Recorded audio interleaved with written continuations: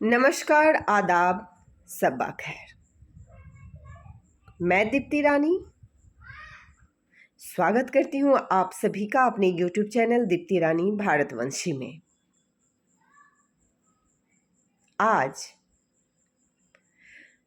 हम विश्व पटल पर भारत को लाने की बात करते हैं तो हमें याद करना होगा भारत के उन जड़ों को जो हमारे मन में, विचारों में, आत्मा में और हृदय में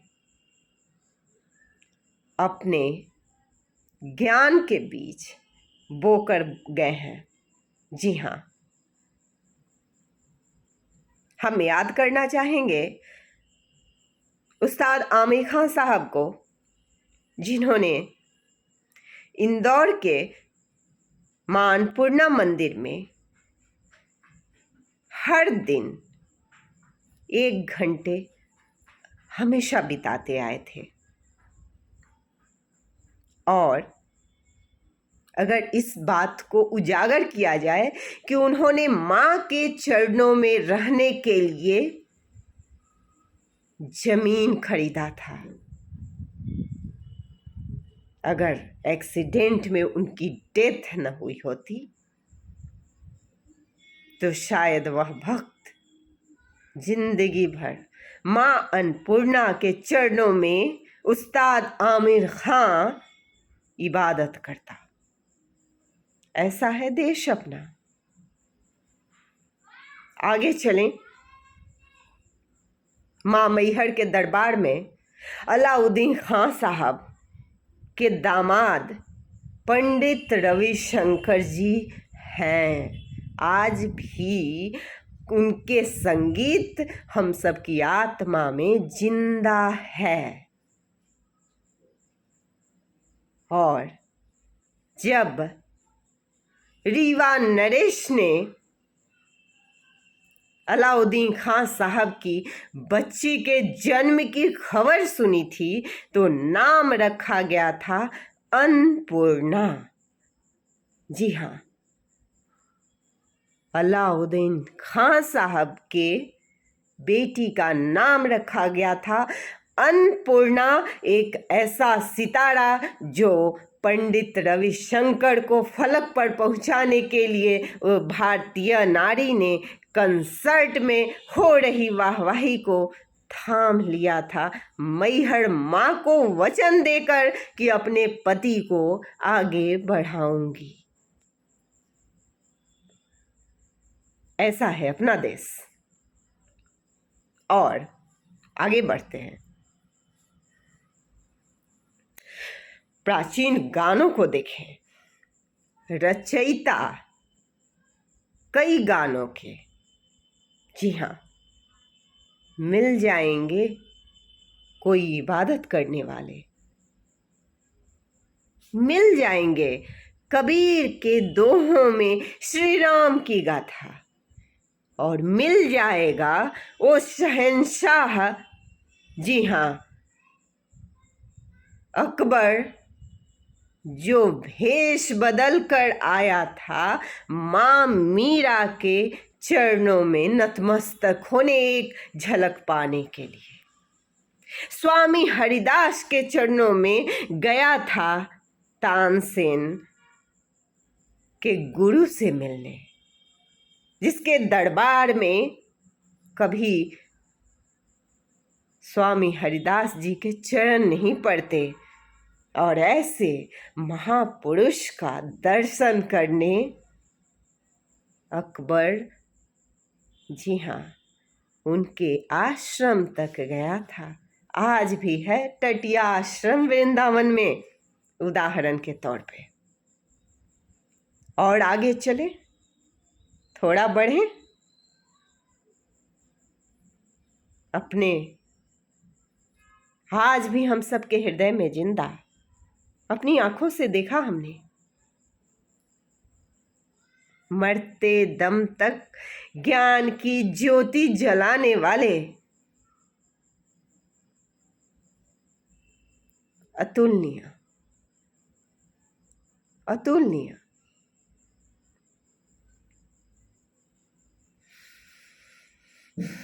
डॉक्टर APJ अब्दुल कलाम।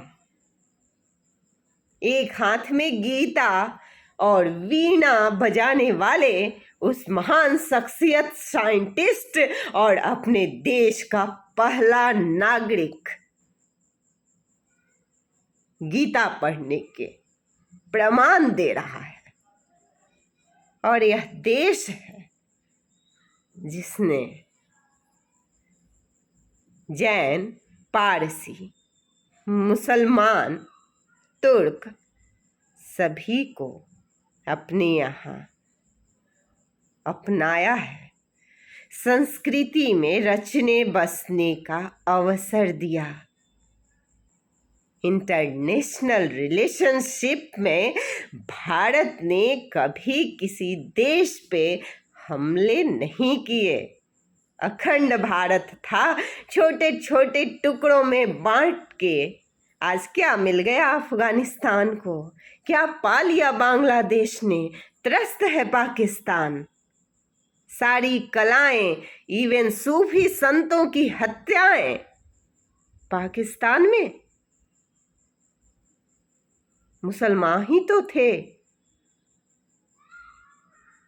हमने अपनाया। मजारों पे आज भी फूल चढ़ाते हैं, इबादत करते हैं। पता है मखदूम शाह अपना सल्तनत छोड़कर भारत में अपनी सेवा देने आए थे। अब भारत की पहली महिला संत, जी हाँ, काको में आज भी उनका जाकर मजार देखा जा सकता है, जहां कितने शहंशाह सजदा करने आए थे।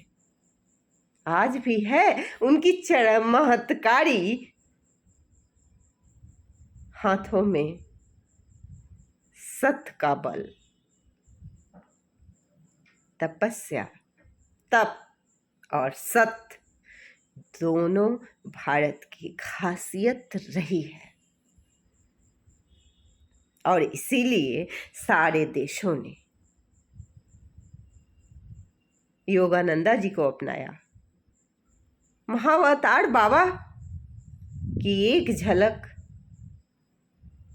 आज भी इतने सालों बाद नीम करौरी बाबा की साइंटिफिक युग में भी साक्षात लोगों को दर्शन। पायलट बाबा पहला एनलाइटमेंट जिस संत से हुआ, उनकी आज भी तस्वीर।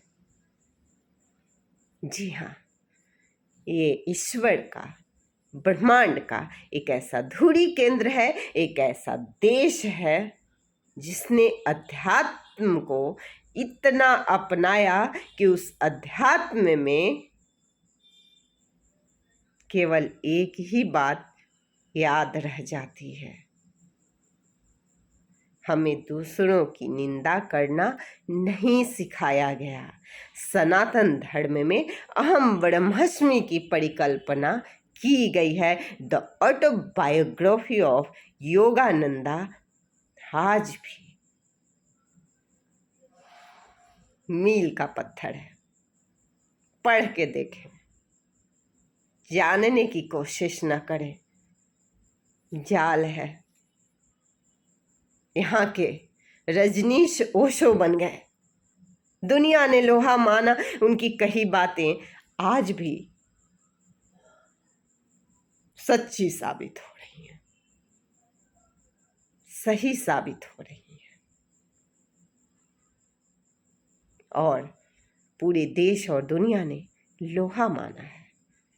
तो अब्दुल कलाम के गीता को सर झुकाते हैं अपने इस देश में। कभी भी आसुरी शक्तियां न तो पनप पाई हैं, न पनप पाएंगी, क्योंकि यहाँ अग्नि परीक्षा देने के बाद भी सीता वन गमन जाने को तैयार होती है, केवल अपने वंश को संतान देने के लिए, उस पुरुषोत्तम राम राज्य की स्थापना के लिए। आधुनिक युग में भी अगर नीम करौरी बाबा की चमत्कारें देखी गईं नीम करौरी स्टेशन पे, तो राम का नाम है। अगर 3 दिन में स्वामी रामकृष्ण परमहंस विवेकानंद के गुरु ने 3 दिन में नमाज अदा करके अल्लाह को प्राप्त किया, तो जी हाँ, अल्लाह है। बस सनातन भारत में केवल सनातन है, जहाँ पे हम विदेशियों को भी बैठाकर चाय पिलाते हैं। हमारे यहाँ धर्मों की दीवारें नहीं हैं, क्योंकि संवैधानिक तौर पे सभी धर्म को मानना ही है।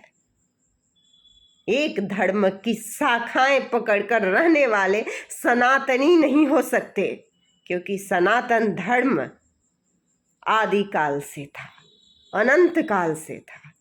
सनातन में धर्म वही है जो सभी को बराबर समझे, न हिंदू, न मुसलमान, न सिख, न ईसाई,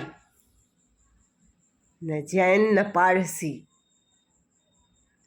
ये गुलदस्ता है।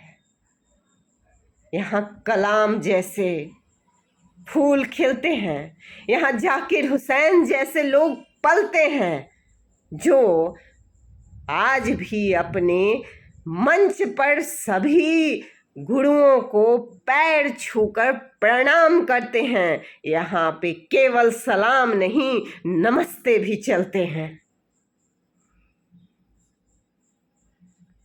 जय हिंद, जय भारत।